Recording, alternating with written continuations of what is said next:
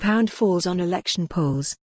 Sterling fell yesterday after an opinion poll showed the Conservative Party's lead is narrowing before the British election next month. Prime Minister Boris Johnson's Conservatives have held an often double-digit lead over the opposition Labour Party and the polls for weeks. Hopes that a Johnson victory would end over 3 years of uncertainty over Brexit have lifted the pound, despite concern about any no-deal exit from the EU. A Kantar poll showed Labour had squeezed the Conservative advantage to 11 points from 18 over the past week. The poll was the second in 2 days to show a narrowing of the lead. An ICM poll for Reuters had given the Conservatives a 7-point lead, down from 10 points a week earlier.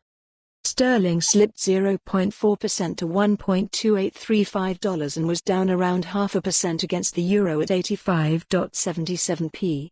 The British currency extended its drop in late London trading, likely down to the UK Finance Minister announcing that the Conservatives would hold an inquiry into Islamophobia within its ranks. According to Jane Foley, senior strategist at Rabobank.Ms Foley said sterling had heightened sensitivity to comments that the market would normally ignore because investors had cut their short positions on the pound in recent weeks and as the general election was just a little over 2 weeks away. Earlier, the UK's chief rabbi wrote in The Times that Labour leader Jeremy Corbyn was unfit to be Prime Minister because he had failed to stop anti-Semitism sanctioned from the top in his party. Despite its broadly downward trajectory in the last week, sterling has only depreciated a little over 1% from its October rally and is up 4.6% so far in the fourth quarter.